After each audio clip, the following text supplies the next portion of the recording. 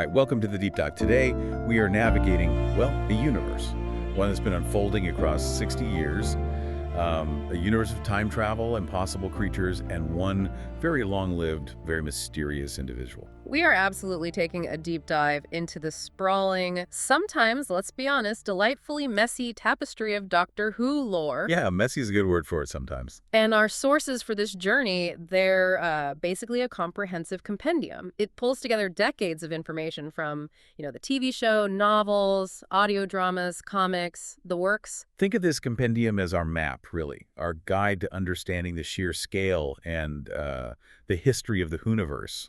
And our mission for this deep dive, it's to pull out the really vital nuggets, helping you grasp the key events, the major players, and critically, the Doctor's ever-changing place within it all. Because Doctor Who lore, it's not like a static rulebook, is it? It's more like a mythology. It evolves, it gets retconned constantly, and it's shaped by, well, countless creative voices across so many different media. What's considered canon, famously fluid. Exactly. That's the word, fluid. Yeah.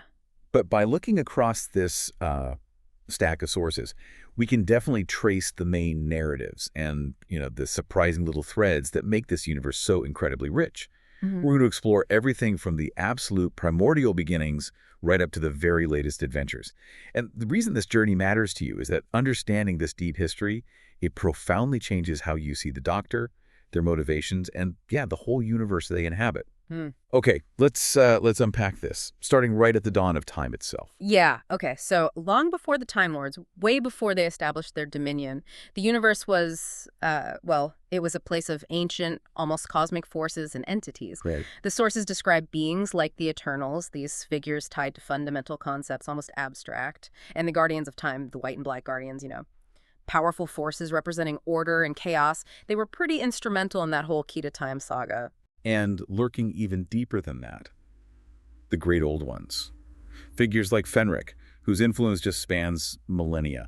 The compendium even mentions hints, doesn't it, in some sources, of entities with, unsettling similarities to Lovecraftian horrors. Exactly. Figures of primordial evil from the universe's deep, deep past. What's fascinating, I think, is how these beings, they sort of establish the universe's fundamental forces, cosmic good versus evil, chaos versus order that the Doctor just keeps getting tangled up with again and again. Mm-hmm. We also get echoes of the chaotic dark times, these ancient periods of conflict involving entities like the predatory Rachnos or those devastating wars between the early Time Lords and the great vampires. These are the really deep foundations the Doctor's traveling on. So that's the cosmic backdrop, huge scale. Right. Where do the Doctor's own people, the Time Lords, fit into this ancient picture? Okay, that takes us to Gallifrey. The planet Gallifrey, located, the sources always say, in the constellation of Castorborous, its earliest inhabitants were the Shubogans. They were the precursors, basically, to the Time Lords. Going through the compendium, I was really struck by this idea of the Pythia, before the Time Lords proper. It paints a completely different picture of early Gallifrey than I expected. What did the sources reveal about them? That's a really fascinating point. Yes, the Pythia. According to some accounts, and this is particularly explored in the expanded universe stuff, Gallifrey was once ruled by this powerful matriarchal cult. A matriarchy. Yeah. Their era ended, and in some versions, the story goes that the last Pythia cursed Gallifrey.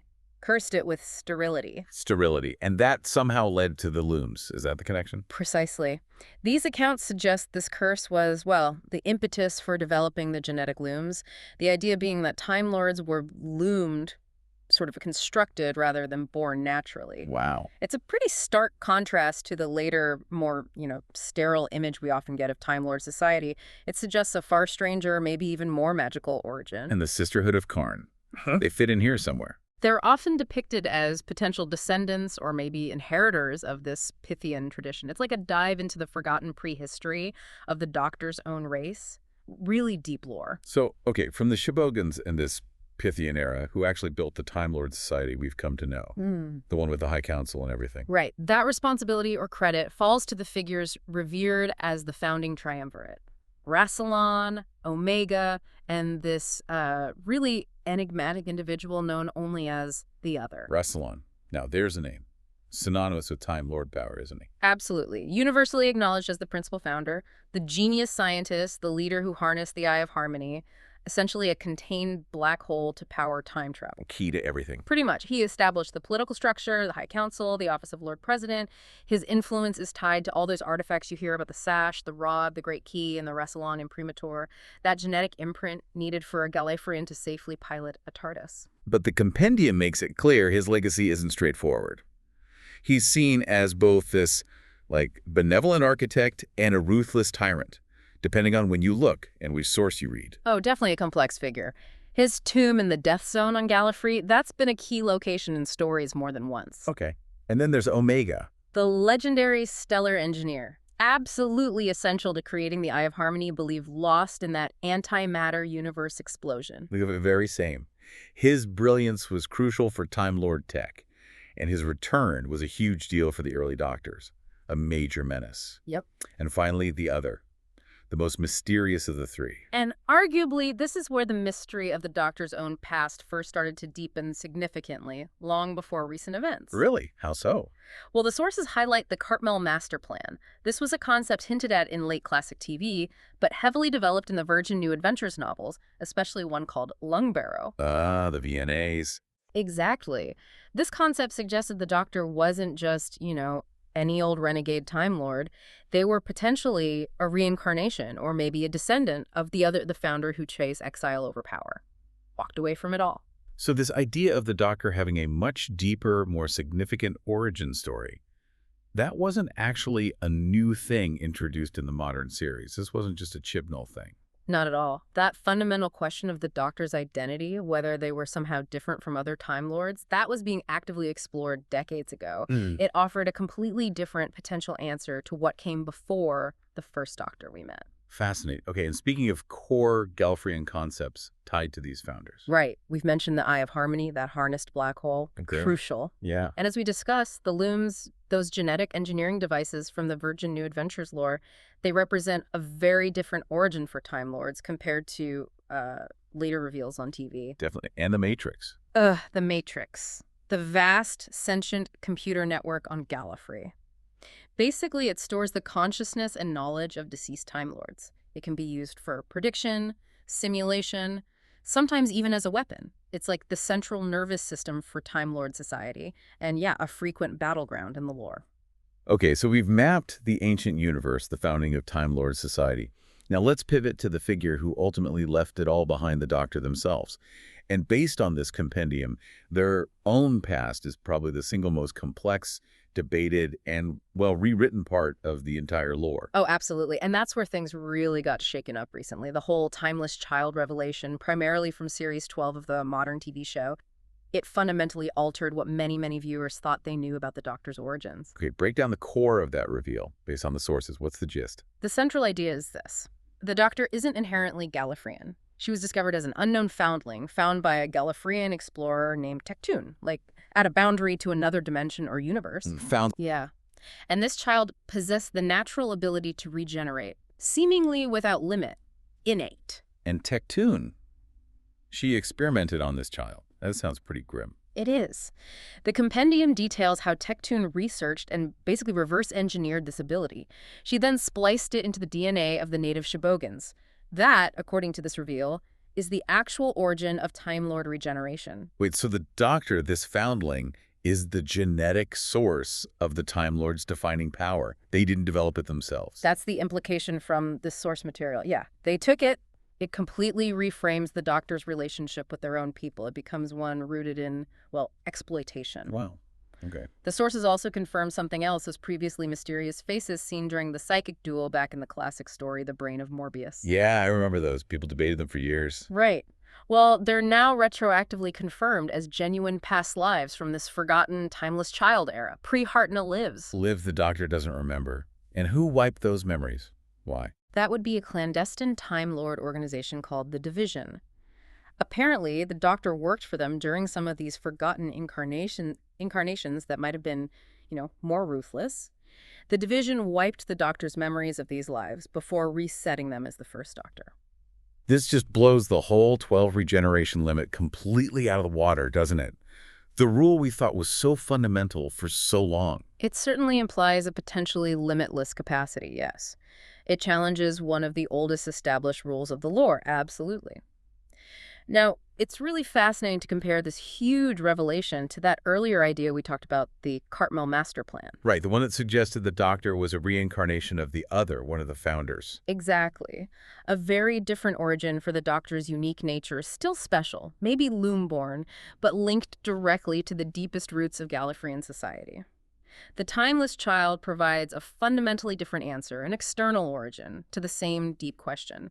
Who was the Doctor before William Hartnell's incarnation? So the show itself has offered these wildly different answers over its history. The sources really highlight that evolution, or maybe contradiction, depending on how you look at it. And we even got a glimpse of one of these forgotten lives on screen recently, didn't we? The fugitive Doctor, played by Jill Martin. Yes.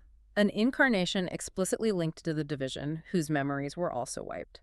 She offered a taste of a more pragmatic, perhaps harder, Doctor from these lost eras. It suggests the Doctor's long-hidden past isn't just about, running away and being heroic. There might be darker stuff back there. So for you listening, how does grappling with these different, sometimes contradictory accounts of the Doctor's origin, from being just an ordinary Time Lord who ran away to a reincarnation of a founder to the actual source of Time Lord power from another dimension, how does that change your perception of the Doctor? Does the idea of countless forgotten lives make them more mysterious or maybe less defined? It raises huge questions about identity, doesn't it? If memories were wiped, if their fundamental nature was hidden even from them, what truly defines the Doctor we know and follow? It adds so many layers to everything they do, everything they stand for. Okay, now, while these cosmic origins are mind-bendingly complex, the main thread we usually follow is the Doctor's personal journey through their known lives.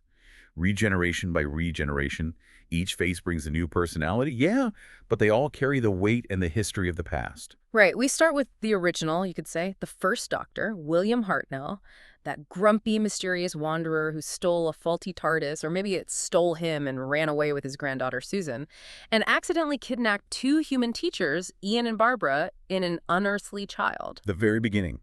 His era really established the foundations. First encounters with the Daleks on Skaro, cementing them as the ultimate enemy right off the bat, and the Cybermen from Mondas in the 10th Planet, which is, of course, where he faced his first regeneration.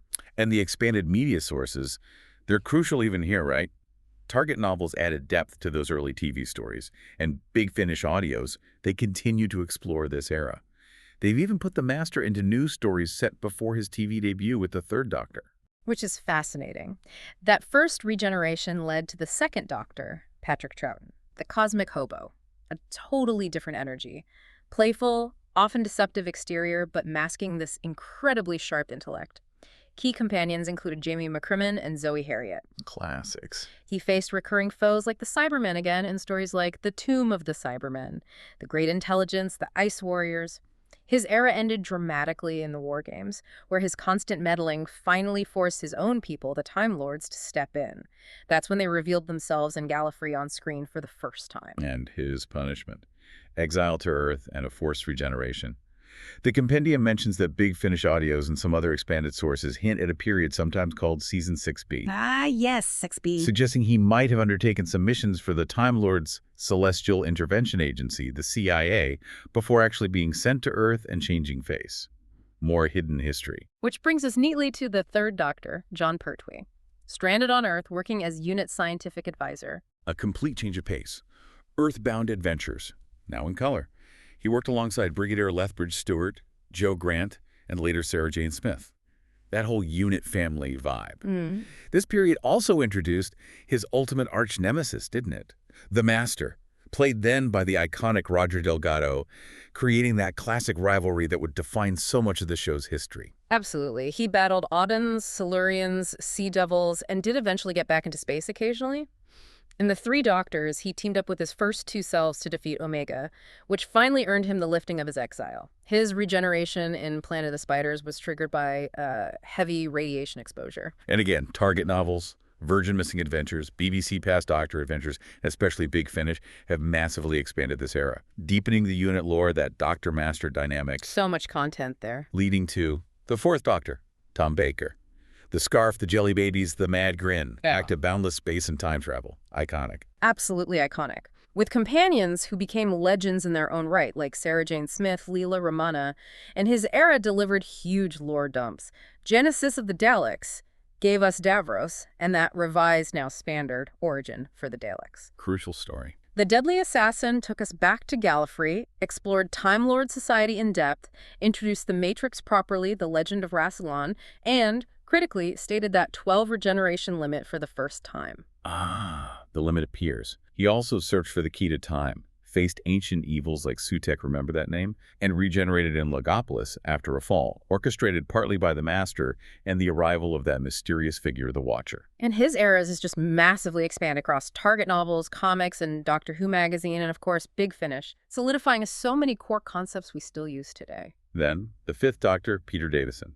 Younger face, more vulnerable perhaps, often navigating this rather crowded TARDIS with companions like Adric, Nyssa, Tegan, Turlough, and later Perry. Definitely a more traditional adventure format, sometimes quite dramatic. His era saw the shocking death of Adric. That was a huge moment for viewers back then. Yeah, unprecedented. And the Five Doctors brought multiple incarnations together for the show's 20th anniversary, diving even further into Rassilon's legacy and the Death Zone. He faced the usual suspects, Daleks, Davros, the Master, and regenerated heroically in the caves of Androzani, sacrificing himself to save Perry from Spectrox poisoning. Often cited as one of the best regeneration stories. It is. And expanded media, particularly Big Finish, has done a lot to explore the dynamics within his large companion teams and just add countless stories to his timeline. Then came the sixth Doctor, Colin Baker. The coat, flamboyant, initially quite abrasive maybe, but underneath, a fiercely moral hero. Primarily traveled with Perry, later Mel. His era on TV was dominated by that controversial season-long story, Trial of a Time Lord. He was put on trial by his own people, facing evidence presented by this sinister figure, the Valeyard. And the Valeyard. Revealed, chillingly, to be a future, darker incarnation of the Doctor himself. Somewhere between the 12th and final incarnation, they said then. A distillation of his dark side. Oof. His TV era was cut short, and his regeneration on screen was, well, abrupt. But the compendium really highlights how Big Finish audios have been absolutely critical here. They've redeemed and expanded his character massively, introduced brilliant companions like Evelyn Smythe, and gave him a proper, more substantial regeneration story in The Last Adventure. The Valeyard, though, remains this chilling potential future hanging over the Doctor. Definitely. Which leads to the seventh Doctor, Sylvester McCoy. He started out seeming more comedic, a bit of a clown. Playing. Exactly.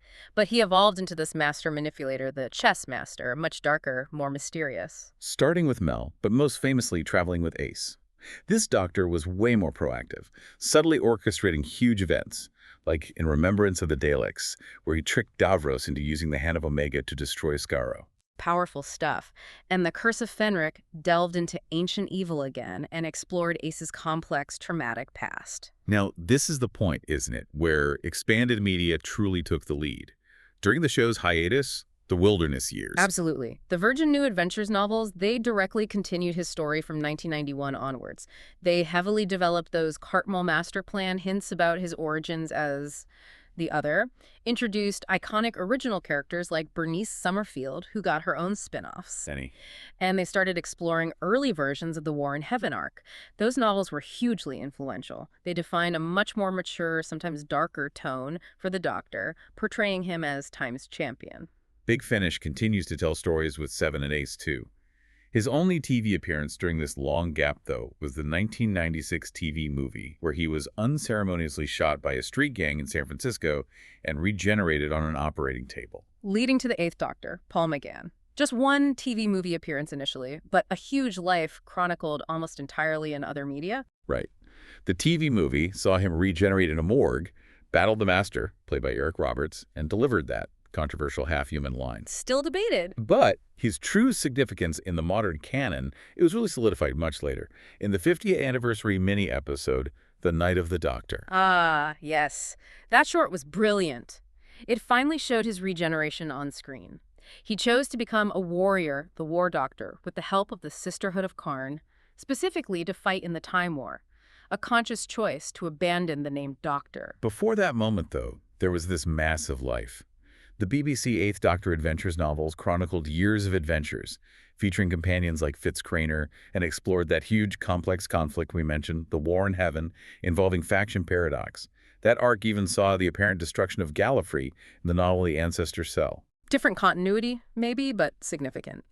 And Big Finish is where the vast, vast majority of his story is told today. They've given him numerous companions: Charlie, Lucy Miller, Liv, Helen, huge sagas, and crucially, the Eighth Doctor Time War series, which details his experiences directly leading up to Night of the Doctor. He is the prime example in the sources of how non-TV media can build an entire significant life for an incarnation. Which flows directly then into the War Doctor, played by the legendary John Hurt. The incarnation the Doctor actively tried to forget, the warrior. Born specifically to fight in the last great Time War between the Time Lords and the Daleks. He was introduced, surprisingly, in The Name of the Doctor, and then starred in The Day of the Doctor, the 50th anniversary special. We saw him preparing to use the moment, this ancient, conscience-equipped weapon of mass destruction, to end the war by annihilating both sides, Gallifrey and the Daleks, genocide. But thanks to the intervention of his future selves, the 10th and 11th Doctors, and Clara Oswald interacting with the moment's interface. Which looked like Rose Tyler Bad Wolf. Right. All of the Doctor's incarnations united across time to actually save Gallifrey instead.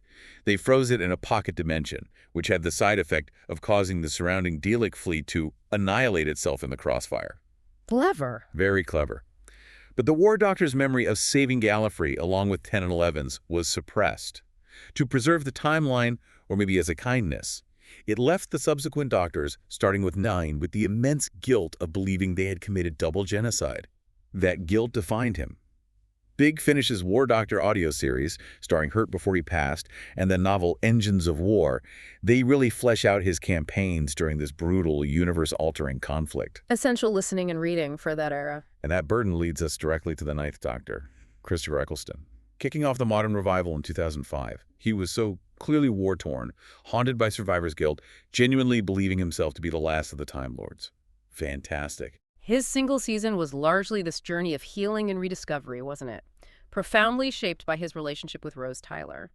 He faced the consequences of the Time War head-on, encountered what he thought was the last remaining Dalek in that bunker, and then battled a resurrected Dalek Emperor and a new Dalek Empire in the finale. The season also had that overarching Bad Wolf mystery woven through it. Brilliant arc. His regeneration and the parting of the ways came after he absorbed the destructive power of the time vortex from Rose to save her life. Yeah. You were fantastic, and you know what?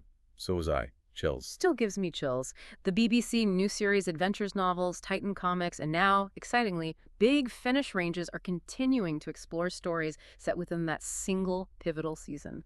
There's still more 9 to discover. Leading to, possibly the most popular, the 10th Doctor, David Tennant.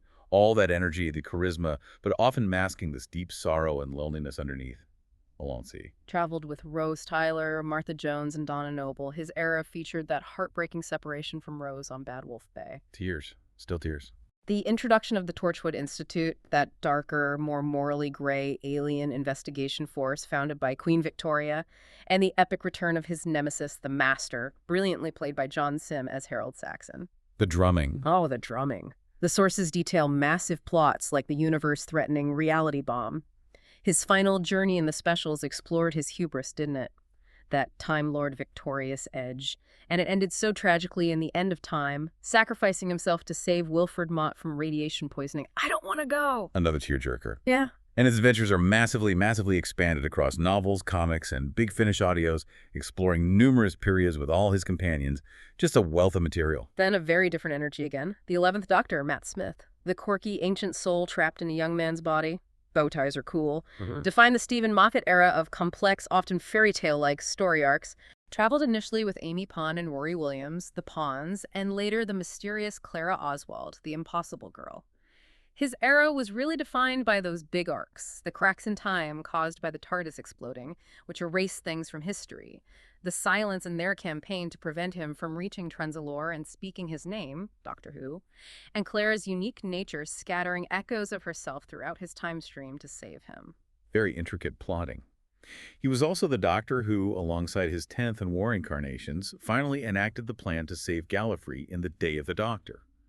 And in his final story, The Time of the Doctor, He defended the planet Trenzalore for centuries against his greatest enemies, protecting the crack that Gallifrey was trying to return through. Eventually, he received a whole new regeneration cycle from the Time Lords through the crack, allowing him to regenerate explosively into his next form. A huge moment, resetting the limit. Novels, Big Finish, and comics add so much to his long life, especially his time on Trenzalore, emphasizing those grand narrative arcs and the power of stories themselves within the lore. Which brought us to the 12th Doctor, Peter Capaldi. Attack eyebrows. A sharper, initially more alien and challenging figure who gradually softened and became deeply introspective. Traveled with Clara, dealing with the fallout of their intense relationship, and later Bill Potts and Nargol. His era profoundly explored his own morality, constantly asking, "Am I a good man?" It introduced Missy, Michelle Gomez's brilliant incarnation, the first female master we saw on screen, with this fascinatingly complex, ultimately tragic, potential redemption arc. Missy was amazing. He also relentlessly searched for Gallifrey after it was saved, faced the hybrid prophecy, suffered the loss of Clara multiple times, really, with memory wipes and echoes, spent billions of years trapped in his confession dial fighting his way out. Billions. And ultimately chose to regenerate after a final epic confrontation with Cybermen that brought him face-to-face with his very first self in Twice Upon a Time. A regeneration he initially tried to resist. A very reflective end. Expanded Media continues to explore his journeys, focusing on that moral core and his teaching role. Then, a landmark moment. The 13th Doctor, Jodie Whittaker, the first female Doctor on screen. Her era featured an ensemble fam. Graham, Ryan, Yaz, and later Dan. A more hopeful, energetic Doctor, but carrying the weight of new revelations. Her tenure dropped the absolute bombshell Timeless Child revelation that, as we've already discussed, fundamentally changed the entire understanding of the Doctor's prehistory and the relationship with the Time Lords. Massive implications. Huge.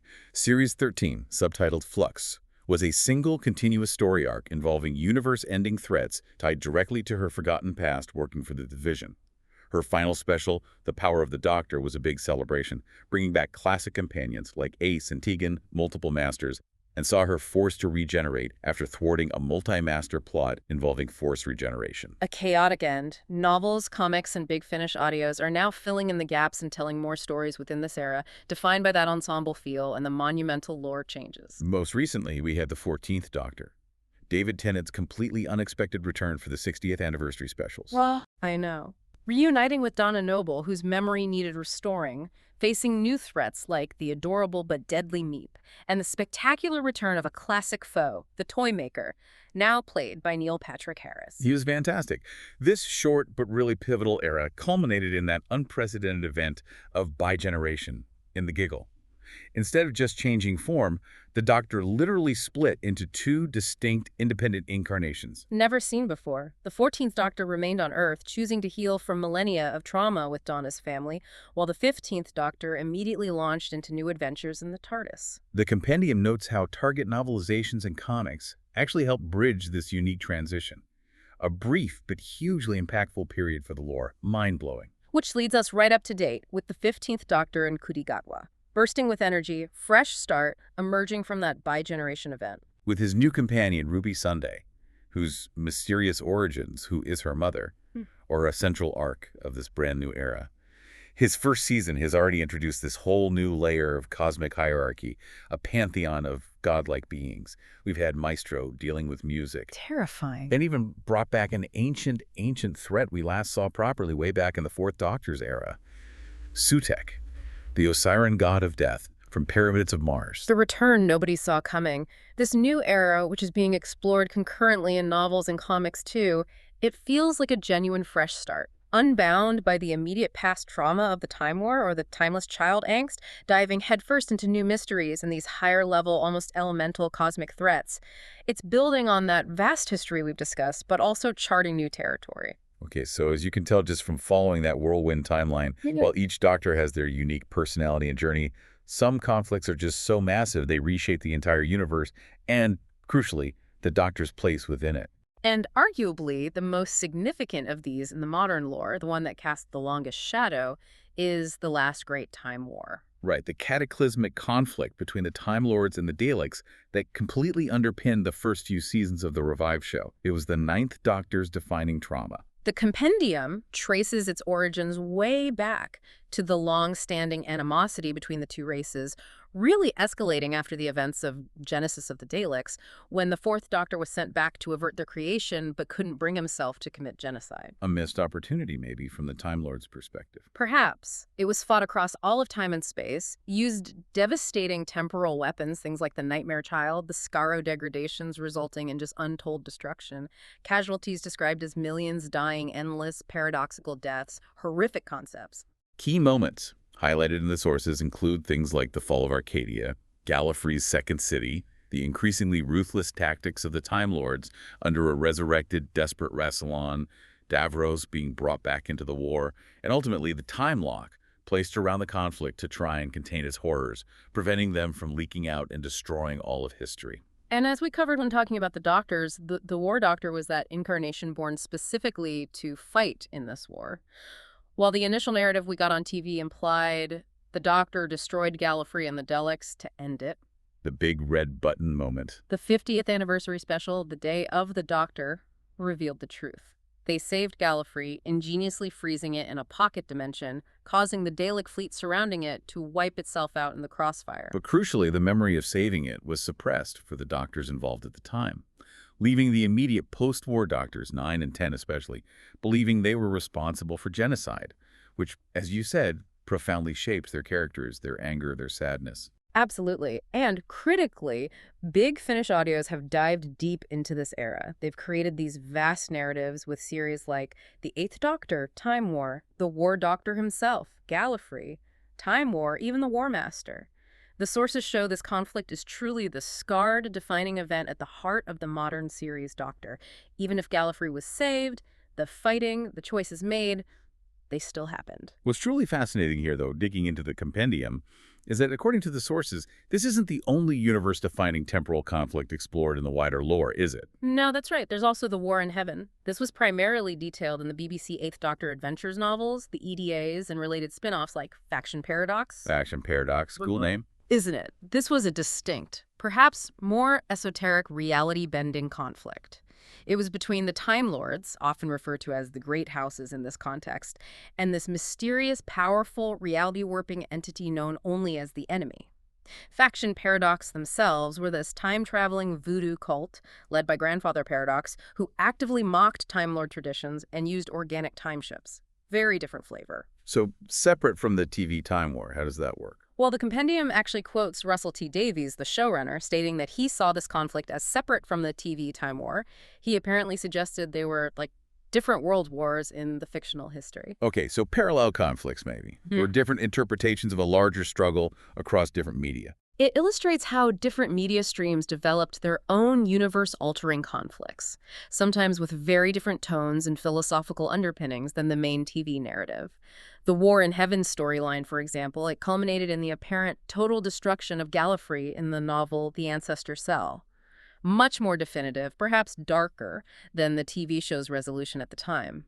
It shows the willingness of expanded media to explore those big, sometimes contradictory cosmic conflicts. And the modern TV series itself, it's heavily relied on big, overarching narrative arcs that shape the universe too, hasn't it? Beyond just the Time War fallout. Oh, definitely. Mysteries and threats that span an entire season, or sometimes even multiple seasons, connecting seemingly disparate episodes into a larger whole. Like Bad Wolf, back in Series 1.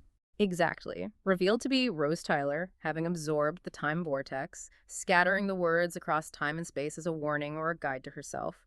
Then you had the Cracks in Time and the Silence Will Fall arcs running through Series 5 to 7, ultimately tied to the TARDIS exploding, creating the cracks, and the Silence trying to prevent the Doctor from reaching Trenzalore and potentially starting a new time war, which led to him being granted that new regeneration cycle. Complex stuff. And the Impossible Girl, mystery surrounding Clara and her echoes, saving the Doctor throughout his timeline. The hybrid prophecy in Series 9, this being of two warrior races destined to stand in Gallifrey's ruins. Who or what was the hybrid? Still debated. It is. And of course, we have to reiterate the fundamental shifts introduced by the Timeless Child and the Flux arcs in the 13th Doctor's era. Those weren't just character arcs, that were pivotal, universe-shaping narratives that rewrite foundational lore about the Doctor and the Time Lords themselves. These arcs, they really reinforce the idea that the Doctor's presence and their history aren't just a series of random adventures. They have these huge, universe-wide consequences, often tied into ancient prophecies or temporal paradoxes. Yeah, the stakes are often cosmic.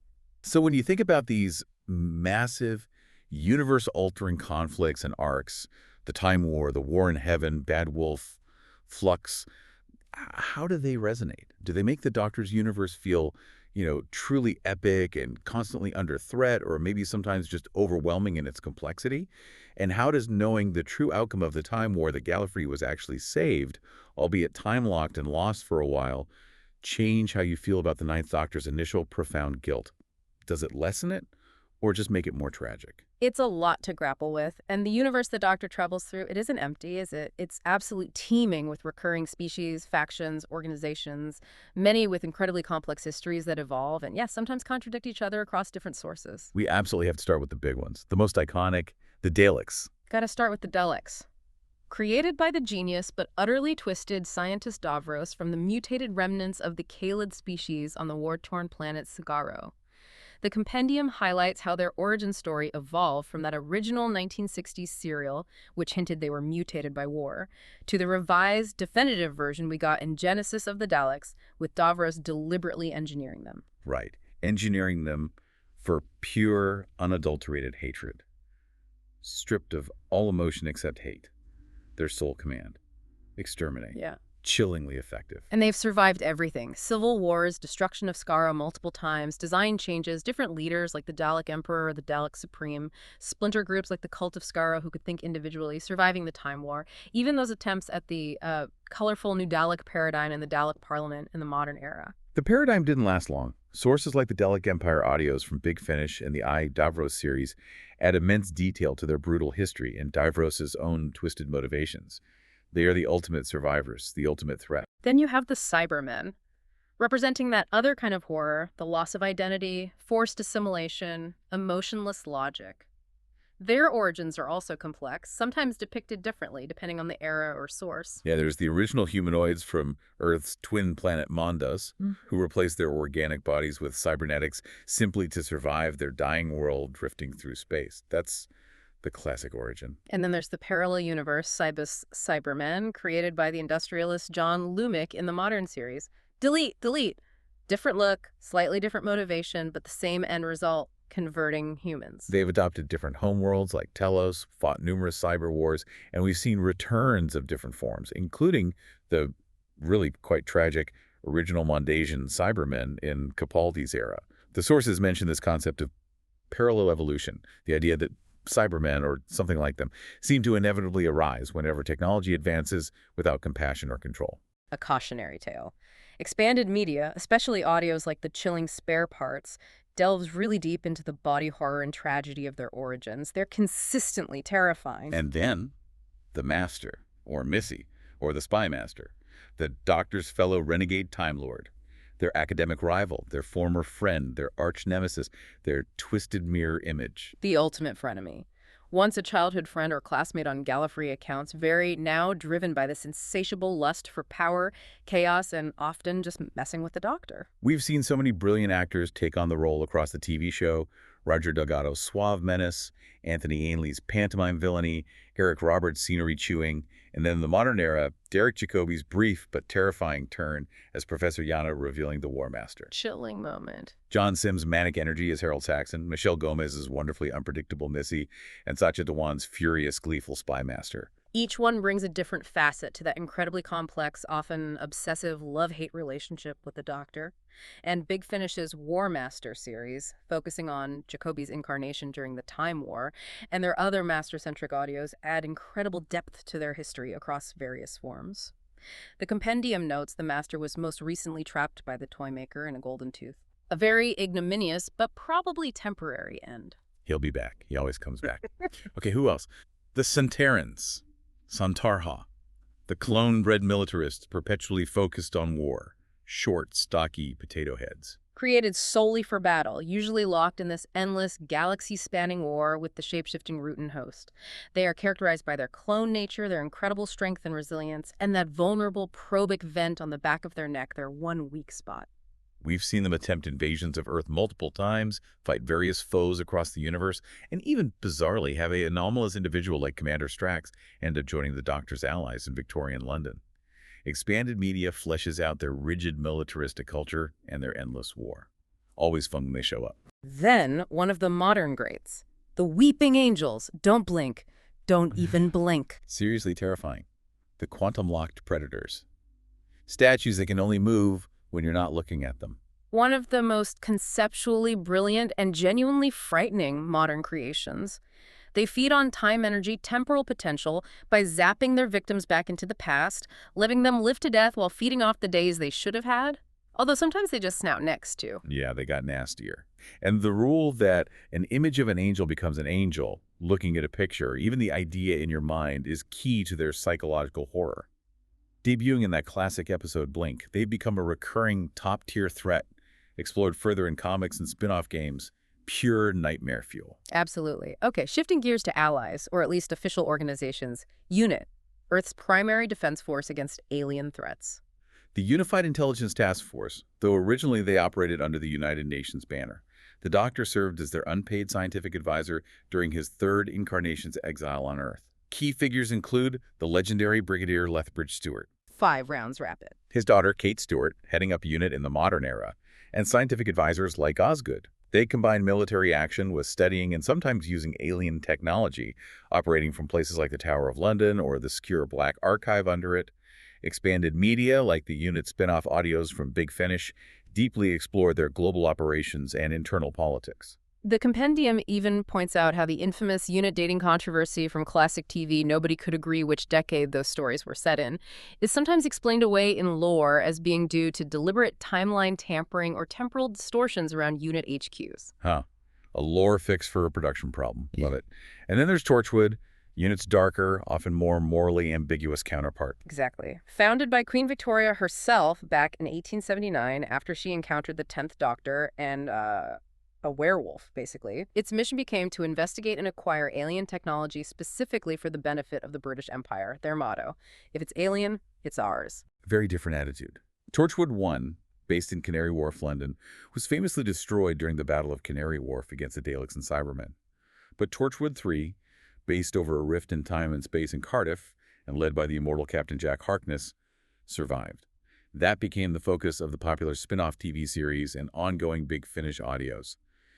They represent a more clandestine, sometimes ruthless, often quite messy approach to dealing with alien encounters. Definitely the darker side of Earth's defense. So thinking about all these recurring foes and allies, the Daleks, Cybermen, Master, Angels, UNIT, Torchwood, which ones do you listening find most compelling? How do their histories, especially the ones that have evolved or even contradicted each other over time across all these different sources, make the universe feel? Does it feel like a real complex history developing, or maybe more like a collection of brilliant but sometimes incompatible stories? It's a valid question. And it's absolutely crucial to emphasize, as the compendium does repeatedly, that while the TV show is the central pillar, the universe's lore is chartered significantly, hugely beyond the screen. Novels, audio dramas, comics, they aren't just optional extras. For many years, especially during the 90s, they were the ongoing narrative. Yeah, the sources really highlight the specific contributions of these different media, like the Target novelizations back in the 70s and 80s. They weren't just transcripts of the TV episodes. They often added significant detail, internal monologues, sometimes even whole scenes. For a generation of fans, they were the definitive versions of those stories. Absolutely. And then the Virgin New Adventures, during the show's hiatus from 89 to 96, well, 91 to 97 for the books, they didn't just continue the Seventh Doctor story.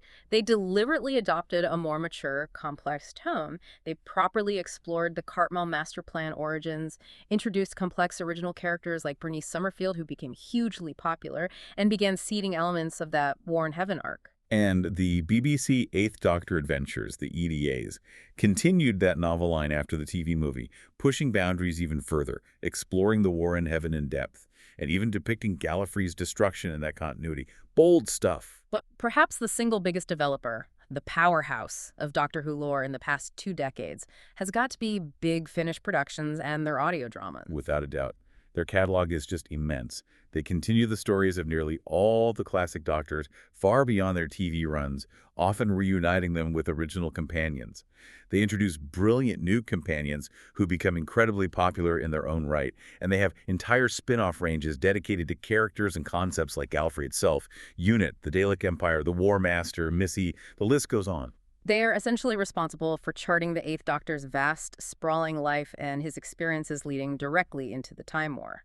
They provided decades of context for that one crucial scene in Night of the Doctor. You really need Big Finish to understand huge swaths of the modern lore landscape. In comics, too.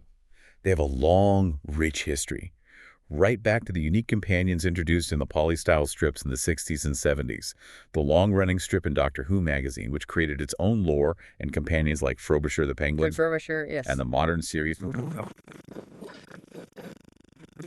with their own companions and complex arcs that sometimes tie into the TV show, sometimes do their own thing. The point is, these different media don't just retell TV stories. They actively build upon the lore, explore hidden corners, fill in gaps, and sometimes, yes, even challenge or contradict the established canon. They create that incredibly complex, sometimes messy, but always fascinating unfolding tapestry we've been exploring. So if you were inspired by this deep dive, maybe feeling a bit overwhelmed, but definitely intrigued, and you want to explore more, where would you start? Does a particular format, novels, audio comics, or maybe a specific Doctor's era within that expanded media sound most interesting to you? There's just so much out there. There really is. So just to recap, in this deep dive, we've really attempted to navigate a vast, vast history. We went from the universe's primordial dawn, the cosmic entities, the mythological founders of Gallifrey like Rassilon, Omega, and the other. Right through to the Doctor's own incredibly mysterious and constantly evolving origins, encompassing those early hints of a deeper past in the Hartnell master plan, and then the earth-shattering, timeless child revelation in the modern era. We've traced the unique journeys of 15 and counting, distinct known incarnations of the Doctor, highlighting how each adds a layer to the overall character, and how their lives have been shaped, expanded, sometimes even defined, across television, novels, audio dramas, and comics. We've looked at those universe-defining conflicts, from the devastating, character-shaping last great time war that still echoes today, to the more esoteric war in heaven explored primarily in spin-off media, showing how the universe's history is punctuated by these immense, reality-altering struggles. And we've encountered those iconic, recurring species, factions, and organizations, the Daleks, the Cybermen, the Master, the Weeping Angels, UNIT, Torchwood, whose own histories are layered, sometimes conflicting and constantly evolving, just like the universe itself. Always adapting, always returning. It is abundantly clear from the sources that Doctor Who lore is not a simple, static timeline you can just pin down. It's immense, it's sprawling, it's sometimes contradictory, but it's a true unfolding tapestry, woven by countless creative hands over 6 decades. Keeps growing. And that brings us to a final provocative question for you to consider, something to mull over. Given the recent massive revelations about the Doctor's origins as the timeless child, implying potentially limitless regenerations, and an identity that actually precedes and is the very source of Gallifrey's power, and combined with the completely unprecedented event of bigeneration, which created multiple distinct Doctors existing simultaneously. What does it truly mean to be the Doctor now? Is there still a definable limit, or perhaps even a single fixed form, to this mysterious, ancient, universe-shaping being at the very heart of it all? It's a huge question, isn't it? It hints at so many more potential chapters, so many more possibilities in this vast ongoing story. Where do they go from here? Exactly. The tapestry keeps unfolding. Well, thanks for joining us on this deep dive into the incredible Who-universe. We hope you found some fascinating nuggets in the lore, maybe connected some dots, and are perhaps even inspired to go off and explore some of these specific threads further yourself. There's a whole universe out there.